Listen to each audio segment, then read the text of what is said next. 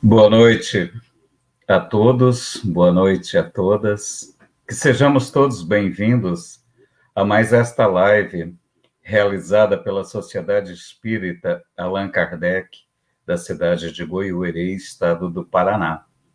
Muito obrigado pela sua companhia, por nos permitir estar no seu lar e que sejamos todos muito bem-vindos, que Jesus seja conosco. Nas janelinhas hoje nós temos conosco o Alessandro, a Kátia Marcela e a Gisélia. Então nós vamos começar pela Gisélia, o boa noite dela. Boa noite a todos, que a paz de Jesus esteja entre nós. E vamos assistir a palestra da Kátia, né? E estamos esperando ansiosos por esse momento. E é isso. Muito obrigada, gratidão a todos. E Kátia, o seu boa noite. Boa noite a todos e a todas. Gostaríamos de pedir licença para adentrar os vossos lares para mais uma palestra pública virtual. Obrigada. Obrigado, Kátia. Alessandro. Boa noite a todos. Feliz de estar aqui, com a oportunidade de estar aprendendo um pouco mais. Nós vamos, então, pedir para a Gisélia que faça uma leitura para nós do livro Caminho, Verdade e Vida. Capítulo 46. Quem és? Há só um legislador e um juiz que pode salvar e destruir. Tu, porém, quem és que julgas a outro? Tiago, capítulo 4, versículo 12. Deveria existir, por parte do homem, grande cautela em emitir opiniões relativamente à incorreção alheia. Um parecer inconsciente ou leviano pode gerar desastres muito maiores que o erro dos outros, convertidos em objeto de exame. Naturalmente, existem determinadas responsabilidades que exigem observações acuradas e pacientes daquele a quem foram conferidas. Um administrador necessita analisar os elementos de composição humana que lhe integram a máquina de serviços. Um magistrado, pago pelas economias do povo, é obrigado a examinar os problemas da paz ou da saúde sociais, deliberando com serenidade e justiça na defesa do bem coletivo. Entretanto, importa compreender que os homens, como esses, entendendo a extinção e a delicadeza de seus encargos espirituais, muito sofrem quando compelidos ao serviço de regeneração das peças vivas, desviadas ou enfermiças, encaminhadas à sua responsabilidade. Na estrada comum, no entanto, verifica-se grande excesso de pessoas viciadas na precipitação e na leviandade. Cremos seja útil a cada discípulo, quando assediado pelas considerações insensatas, lembrar o papel exato que está representando no campo da vida presente, interrogando a si próprio antes de responder às indagações tentadoras.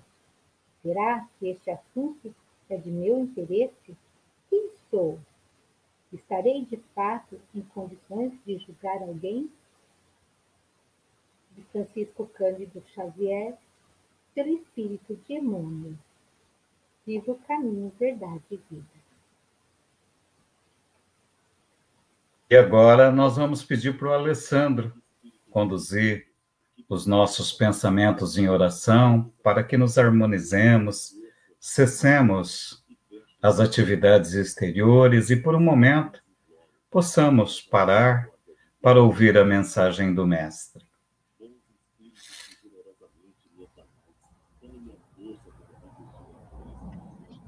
Então, vamos orar.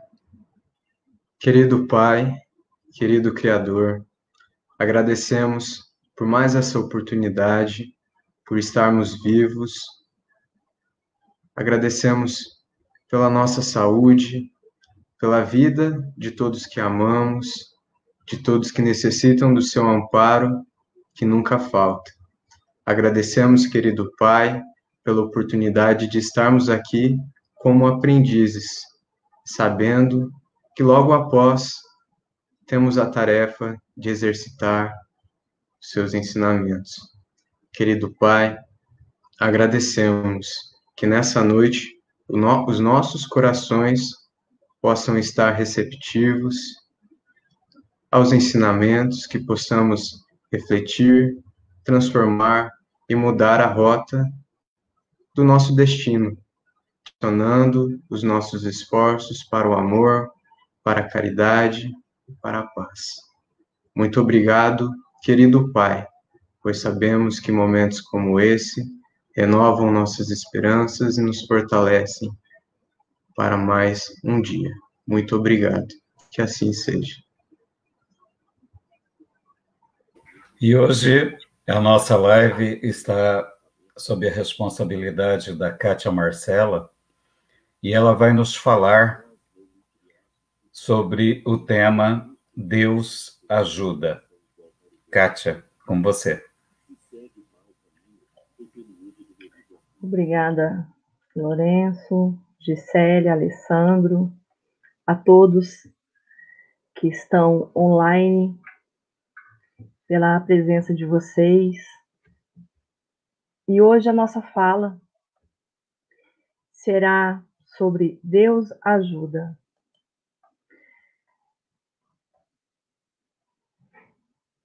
Que Jesus siga nos inspirando nessa busca que é de todos nós, pelo real, pelo entendimento da obra de renovação do mundo, partindo da nossa própria renovação.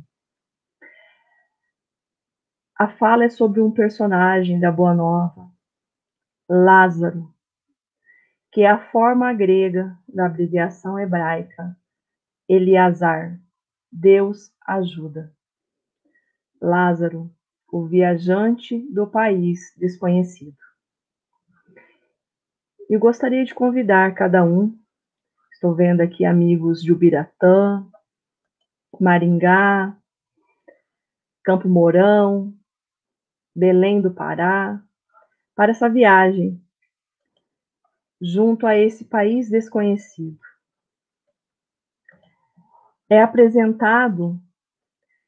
Lázaro é apresentado como irmão de Marta e Maria, residentes todos em Betânia, distante cerca de 1 hora de Jerusalém. Era uma aldeia singela, cercada por imensos campos de cevada, pequenos bosques de olivedos e figueiras. No caminho de Jerusalém para Jericó. Lázaro, como suas irmãs, amava Jesus e o dizia abertamente. Jesus era como um membro da família e recebido sempre com alegria. Quando o mestre se encontra nas proximidades, é ali, na casinha risonha e franca, que é recebido, à porta pelo amigo, com efusivo abraço e o ósculo no rosto. Em Betânia, teve Jesus uma segunda família, no ninho de afeições que lhe oferecem os amigos. O amigo dedicado, Lázaro, lá estava. Era o único lugar onde o galileu podia gozar algumas horas de sossego, de intimidade familiar. Era como se estivesse em casa. Lázaro é o grande e devotado amigo de Jesus. Essa passagem é a mais emblemática do Evangelho. Esse como sendo, entre aspas, o maior milagre do Cristo. Vamos refletir nesta noite o aspecto do fato da passagem em si, Lázaro ter voltado à vida, como se deu isso? Foi de fato um milagre do Cristo? O que se passou ali na visão espírita? E vamos falar também a respeito do aspecto mais profundo, simbólico dessa passagem. Vamos buscar nos identificar com Lázaro e o que ele e o ato representa de Jesus ressuscitá-lo, tirá-lo do sepulcro e trazê-lo novamente à vida. O que isso significa? O texto evangélico está em João 11, 1 e 4, 11, 21 e 23, 38 e 44, que faremos a leitura. Estava então enfermo um certo Lázaro de Betânia, aldeia de Maria e de sua irmã Marta. E Maria era aquela que tinha ungido o Senhor com um unguento e lhe tinha enxugado os pés com seus cabelos. Cujo irmão, Lázaro, estava enfermo.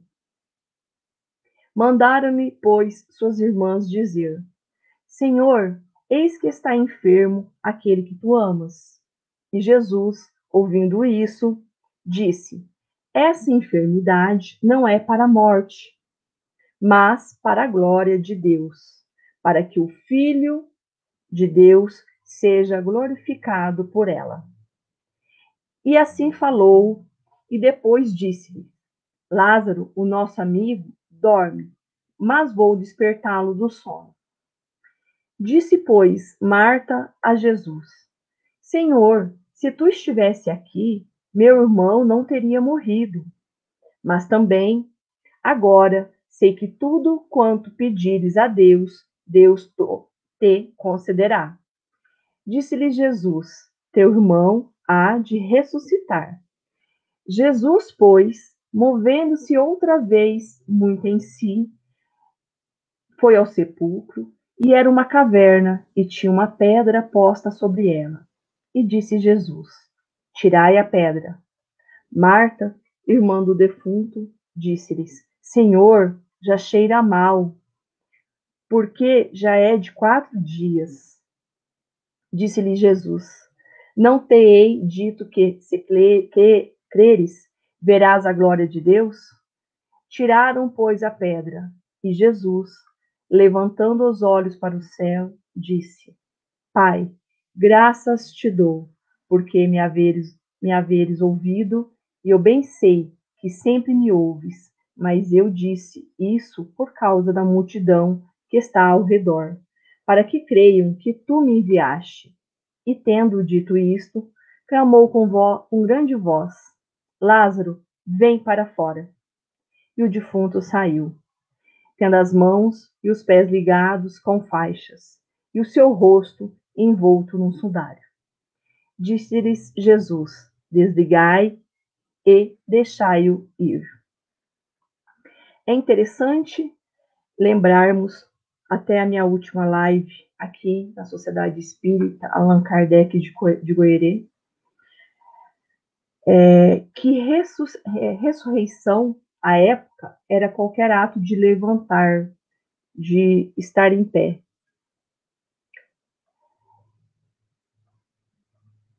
E desde o momento que Jesus recebeu a notícia da doença de Lázaro, percebeu o que se passava. Daí afirma: esta enfermidade não é para a morte. Ou, Lázaro, o nosso amigo, dorme. A transcendência espiritual do acontecimento ainda repercute nos dias atuais, impondo reflexões mais profundas por todos nós. A primeira questão que precisamos trabalhar é o entendimento do que se passou, ou melhor, o entendimento dos chamados milagres do Cristo. Seria mesmo necessário que o Cristo, para cumprir a sua tarefa divina aqui na Terra, enquanto emissário de Deus, seria necessário que ele descumprisse essas leis divinas para levar a cabo a sua missão? Uma pergunta para a nossa reflexão. Não nos parece muito lógico que, sendo ele um ser já integrado plenamente a essas leis, ele as cumprisse em sua totalidade? Uma outra pergunta para a nossa reflexão. A ressurreição de Lázaro nada tem de milagroso e, a despeito de ser considerada um acontecimento extraordinário, oferece oportunidade para muitas reflexões no que diz respeito aos aspectos físicos propriamente ditos, quanto às implicações espirituais. A morte de Lázaro era mais aparente que real, em razão da enfermidade que o atingiu. Encontrava-se em avançado estado letárgico, de coma profundo, sugestivo de morte do veículo físico. Se Jesus não tivesse reintegrado o espírito de Lázaro ao corpo, a desencarnação ocorreria de fato e muito em breve, pois o veículo somático revelava sinais de decomposição. Então, o que nós aprendemos com a doutrina espírita é que o Cristo não efetuou milagres na acepção comum do termo, isto é, não derrogou em momento algum as leis naturais, que regem todo o cosmos. Porque, sendo Deus perfeito, perfeitas são as suas leis.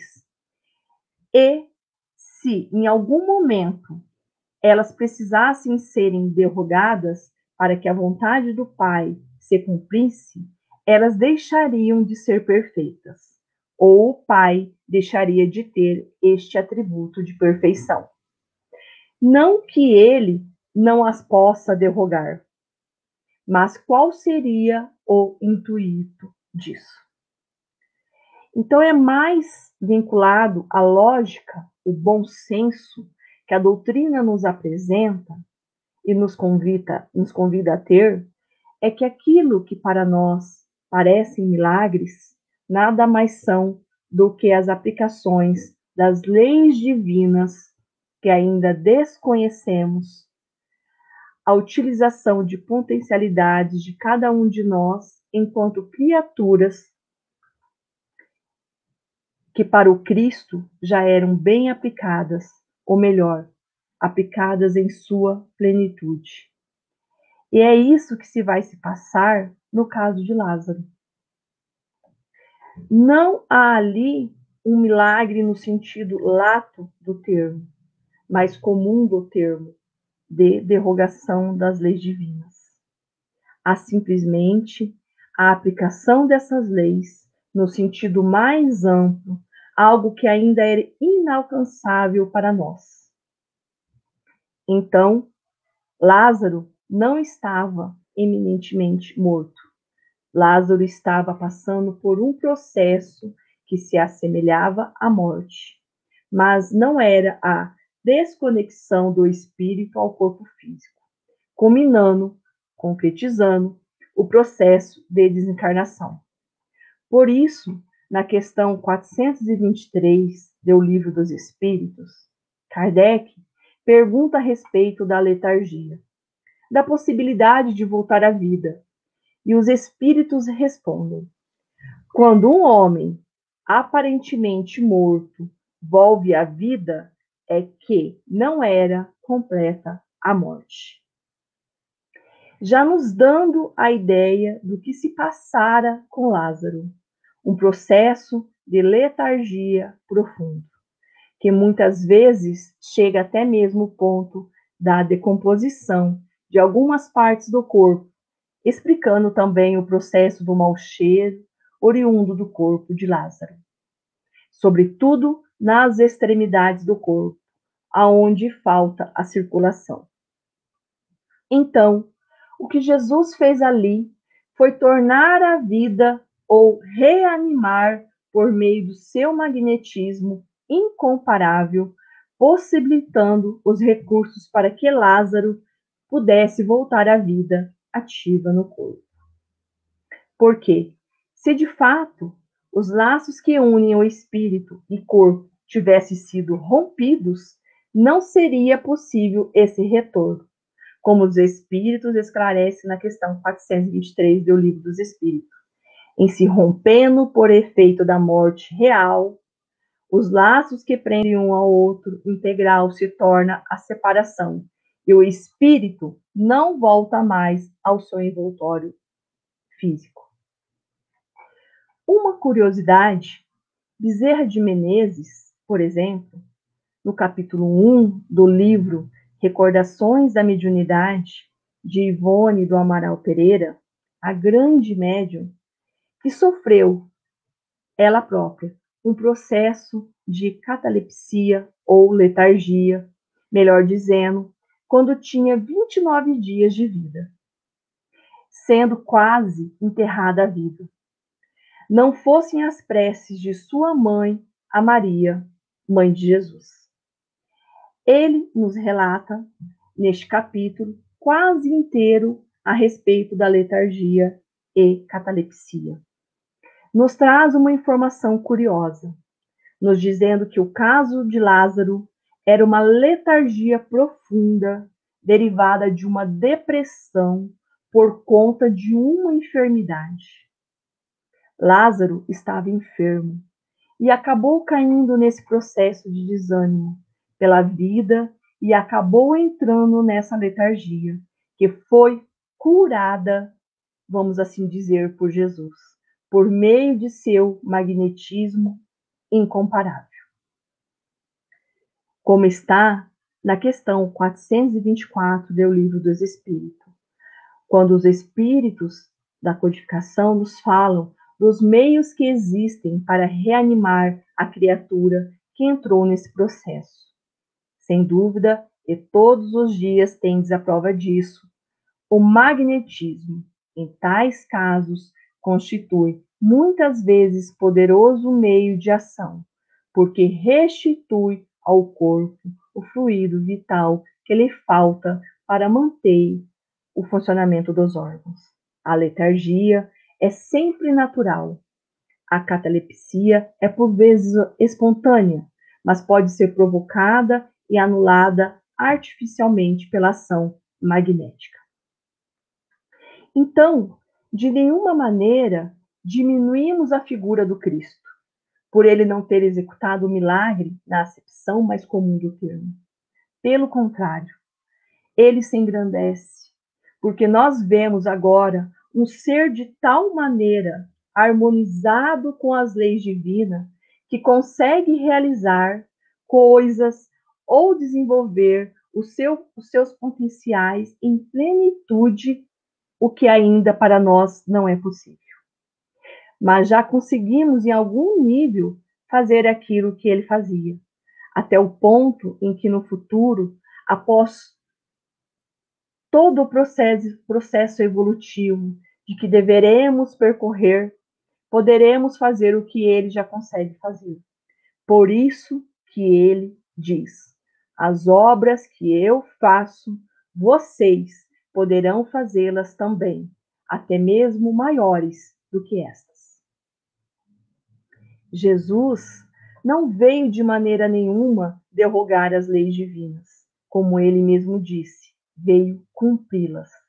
E isso vale para as leis da natureza, as leis físicas, no caso, a lei que vigora na relação espírito e corpo. Mas, além desse acontecimento, do fato em si, existe um profundo significado simbólico na ressurreição de Lázaro.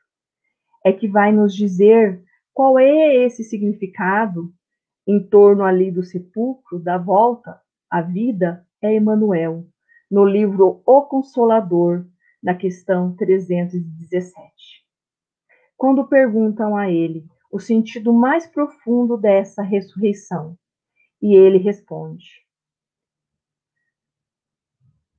o episódio de Lázaro era um selo divino, identificando a passagem do Senhor, mas também foi o símbolo sagrado da ação do Cristo sobre o homem, testemunhando que o seu amor, arrancava a humanidade do seu sepulcro de misérias.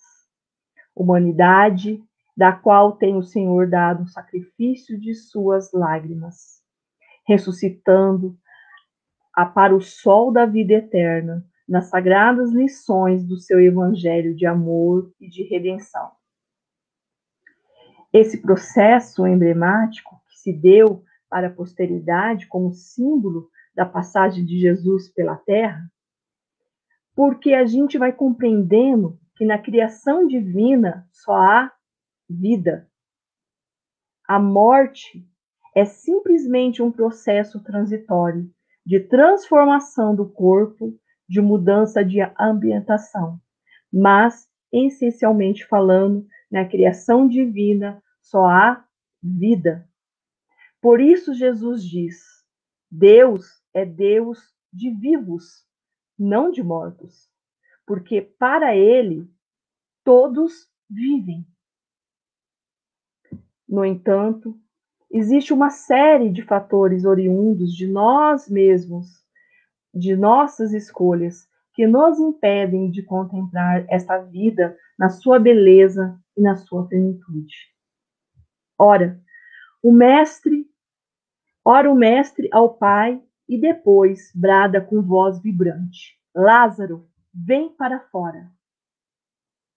Alguma coisa branca se move no fundo escuro da catacumba, aproxima-se, os contornos parecem mais nítidos, caminha lentamente, enrolado da cabeça aos pés nas faixas do embalsamento.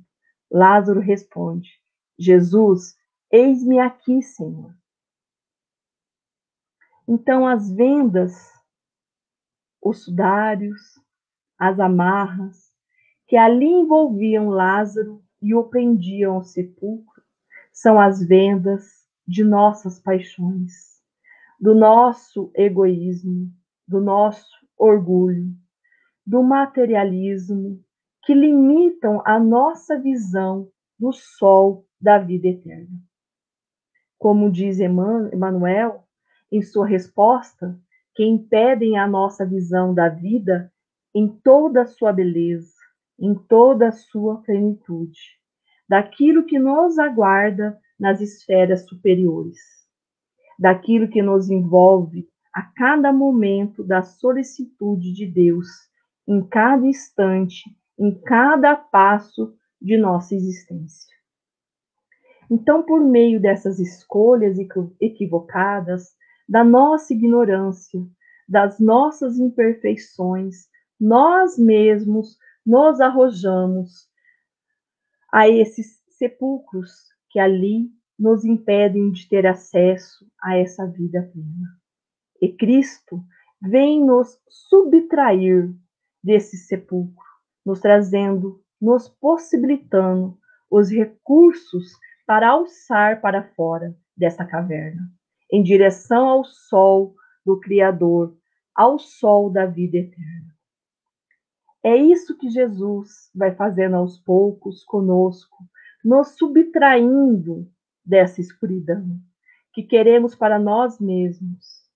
Porque Emmanuel vai dizer assim: só se consegue um tipo de morte na criação divina, a da consciência denegrida, pelo mal que por meio das sombras que ela projeta de si mesmo não consegue contemplar a vida gloriosa que a envolve.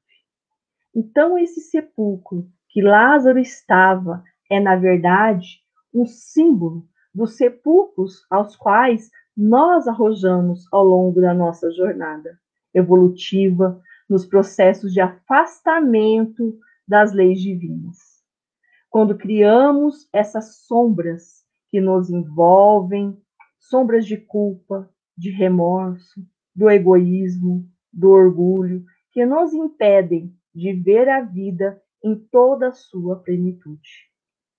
Mas Cristo, através dos seus prepostos que vem nos convidando a nós, os Lázaros: Lázaro, vem para fora, vem comigo, eu te mostrarei o caminho para deixar esse sepulcro, o meu evangelho. esse evangelho que vai infundindo em cada um de vocês esta vida.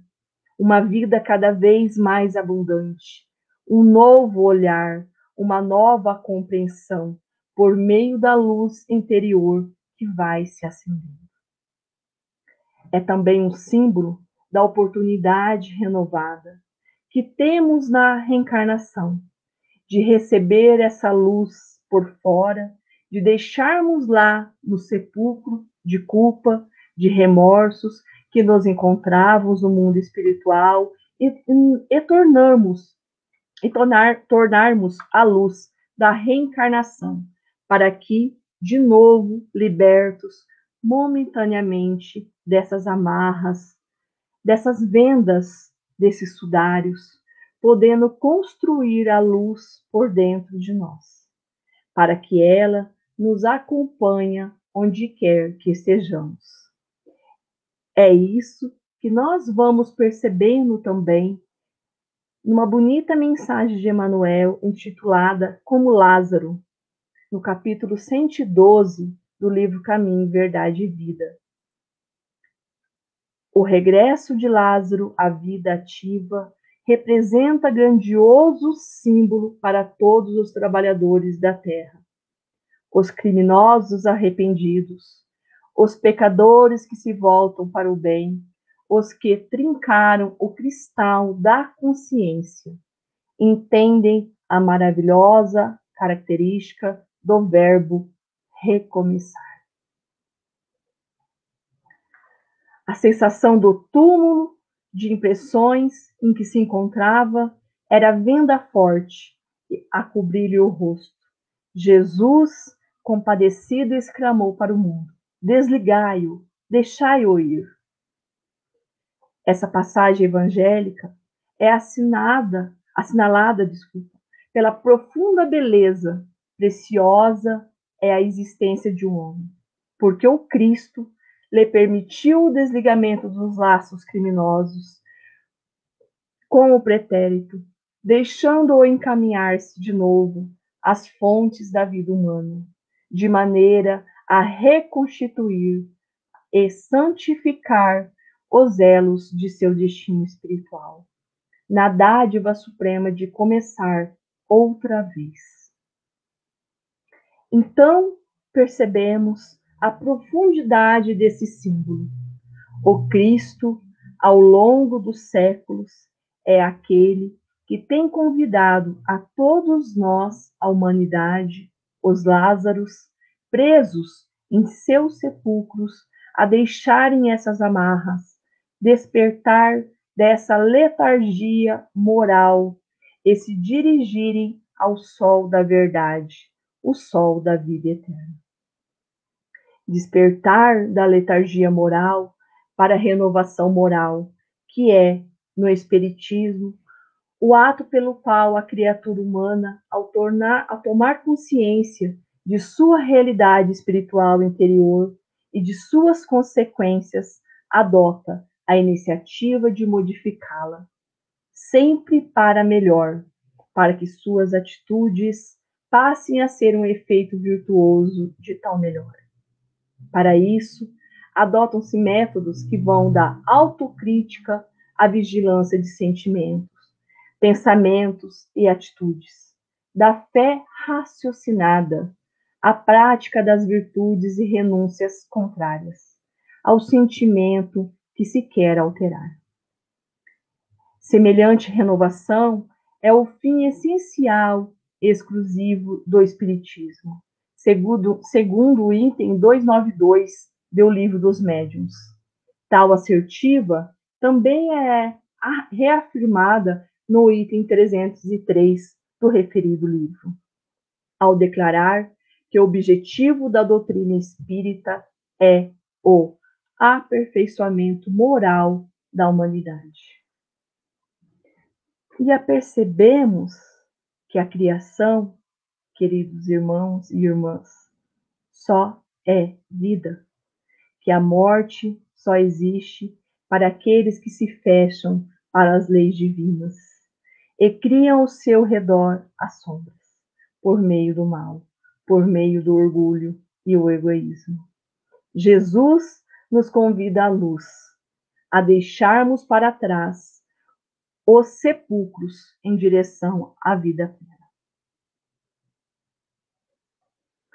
E naquele dia, quando a noite se fez, Lázaro é novamente o bom hospedeiro, andando, sorrindo, comendo do pão que todos comiam. Era o motivo de todas as alegrias, ao mesmo tempo, o motivo de terror. Para aquela gente, ele se tornou um enigma.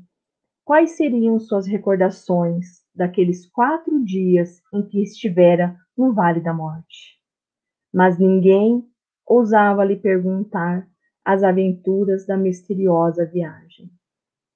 Pelo desconhecimento da letargia, nas semanas que se seguiram, quase que não se falava de outra coisa em Jerusalém e arredores. Jesus nem tocara no cadáver, apenas ordenara e Lázaro agora estava no meio deles, em perfeita saúde. Muitos o procuravam e ele se tornou alvo de curiosidade geral. Depois de verem Lázaro, os curiosos iam ter com Jesus, contemplando com um misto de admiração e medo aquele homem de Nazaré que dava ordens à própria morte e a morte lhe obedecia. Quando, uma semana antes de sua morte na cruz, Jesus retorna a Betânia, narram João, Marcos e Mateus, que a localidade fervilhava de peregrinos por causa das celebrações da Páscoa judaica que se avizinhava. Jesus foi convidado a jantar em casa de um tal Simão, chamado leproso, talvez um daqueles que ele curara em algum momento de sua jornada de luz pela terra. Lázaro foi convidado, naturalmente, para tomar lugar à mesa do festim. Personagem tão distinto não poderia faltar. Entretanto, desde que o amigo celeste o trouxera de retorno à vida física, despertando-o do sono letárgico, Lázaro não é mais o mesmo. Tudo ao seu redor, a paisagem risonha, a casa confortável, a delícia da vida, tudo se tornou uma coisa sem importância. Lázaro entendera a mensagem de Jesus. Os homens o temem, porque percebe que o sangue palpita nas suas veias. Seu corpo é quente, seus olhos brilham, seus lábios sorriem. Ele retornou do outro lado, mas dentro dele a vida canta, como esplende na paisagem colorida e na asa dos pássaros. Em Lázaro há uma intensa alegria, pois reconhece a verdade nas palavras de Jesus. Eu sou a ressurreição e a vida. Quem crê em mim viverá, ainda que eu tenha morrido. E quem em vida crê em mim não morrerá eternamente. E o amigo de Betânia se dispõe a trabalhar com Jesus no cortejo de espíritos da equipe do Espírito de Verdade. As suas páginas, a afabilidade e a doçura, obediência e resignação, a lei de amor. O dever se encontra em um Evangelho segundo o Espiritismo, no capítulo 9, itens 6 e 8, capítulo 11, item 8, e no número 18, item 7. Ditadas todas no período de 1861 a 1863 em Paris. Bem, se revela Lázaro como aquele que muito amou a Jesus, elegendo-o a condição de amigo e seguindo-o, na qualidade de guia e modelo. Quando afirma, o amor resume a doutrina de Jesus, toda inteira, visto que esse é o sentimento por excelência. A lei de amor substitui a personalidade pela fusão dos seres, extingue as misérias sociais. Quando Jesus pronunciou a divina palavra amor, os povos sobressaltaram-se e os mártires, ébrios de esperança, desceram ao circo. O Evangelho segundo o Espiritismo, capítulo 11, item 8. E, encaminhando para o encerramento da nossa fala, trazemos a fala de Paulo em sua carta aos Efésios 5,14. Por isso diz: desperta tu que dormes, e levanta-te dentre os mortos, e Cristo te esclarecerá. Iluminará, de acordo com a tradução. Desperta tu que dormes, para as realidades maiores do Espírito. Levanta-te dentre os mortos, esses que estão ainda aos sepulcros, presos às limitações, presos a essas sombras que criaram para si. Abraçar a proposta do Cristo, então encontraremos a luz a envolver cada um de nós em cada passo. Que Jesus abençoe, ilumine a todos.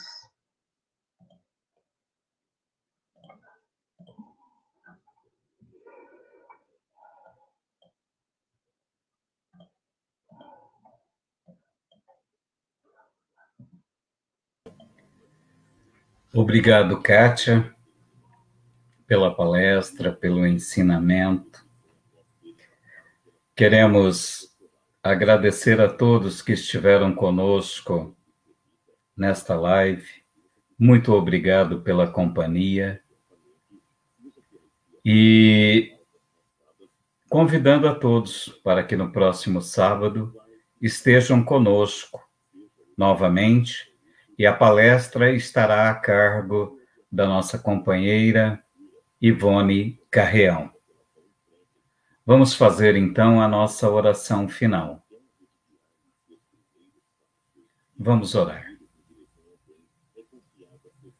Jesus amigo, mestre amado, com o coração cheio de alegria e esperança, agradecemos a oportunidade que nos chega da compreensão dos teus ensinamentos. Obrigado por esses amigos que não medem esforços em nos ilustrar a consciência, em nos trazer a razão, a luz, em forma de palavras, em forma de letras. Mestre amado, obrigado mais uma vez pelo banquete de amor e bondade que nos permitiu. Rogando, amigo Jesus, que a tua paz se estenda sobre a terra, que a nossa família, a humanidade terra, consiga compreender, entender o momento que passamos, que possamos ver os raios do alvorecer da regeneração e rumarmos na direção desses raios. Amigo Jesus, que a cura chega aos corações, às almas sedentas de amor, aos desejosos de implantar o bem na terra. Seja conosco, hoje e sempre. Que assim seja. Obrigado, fiquemos em paz.